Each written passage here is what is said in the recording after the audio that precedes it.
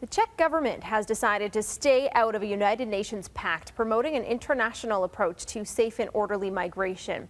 The country's president says it poses a threat for his country's security and sovereignty. He argued that the pact is dangerous because it defines migration as a basic human right. The document is non-binding and will be discussed at a meeting in Morocco in December. The United States, Austria, and Hungary have also rejected it.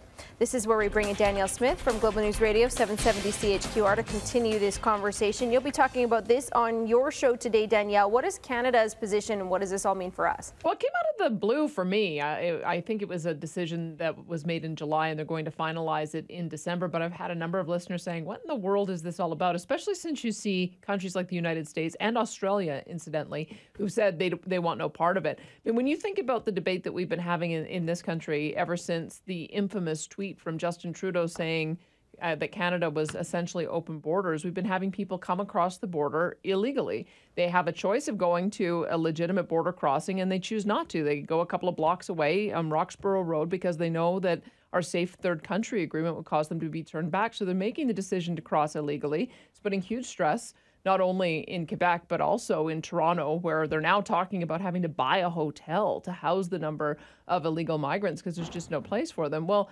it looks to me like this pact would put in the same category anybody who wanted to come to Canada for any reason whatsoever, treating them the same as somebody who's a legitimate refugee, which is pretty dramatically different. I mean, we've taken the approach that if you've got legitimate reason why you fled your country, genocide, war, you're at risk of some kind of extreme action against you by the state, there's a process to go through. We don't really look at someone saying, yeah, I just thought I could come and get a better job here, so I'm going to sneak across the border. We don't look at them in the same category. We've got an immigration system that judges them on the basis of their education, their points, their ability to integrate into the labor market. I'm just wondering if signing this pact essentially lumps everybody into one category and creates an inability for us to actually control our immigration system. So I'm going to talk to Michelle Rempel today to see if she has any concerns about it and try to get to the bottom of that. Yeah, an interesting conversation for sure. Much more on Danielle's show today starting at 9:30. Thanks, Danielle. Thank you.